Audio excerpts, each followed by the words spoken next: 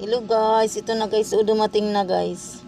Dahil masakit na ang aking paa ay bumili ako sa TikTok ng bunion straightener. Ito na guys oh. Itong aking bunions kasi guys ay masakit na.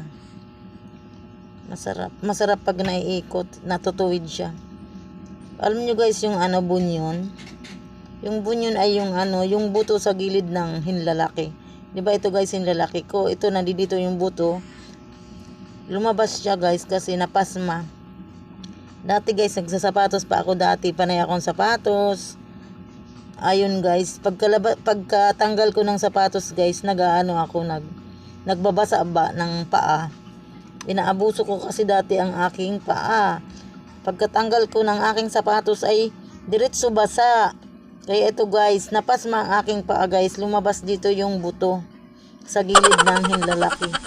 Yan ang tinatawag na bunion. Kaya ito, bumili ako ng straightener. Bunion straightener. Ito na guys. Ay. Bibili pa ako guys isa.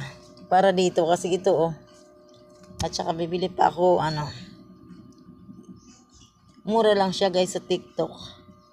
Nasa 63 pesos lang guys. Kaya yun. Ayun. Sana gumaling. Sana epektibo tong aking straightener. Kaya guys, huwag nyo abusuin yung mga paa. Pag katanggal nyo ng sapatos, huwag nyo kaagad babasain para hindi kayo mapasma guys. Kaya ito ako guys, huli na ang pagsisisi. Tama talaga ang sinasabi ng mga matatanda. Nasa huli ang pagsisisi. Inabuso ko dati ang paa ko. Ayun, kaya nagkaganito ako.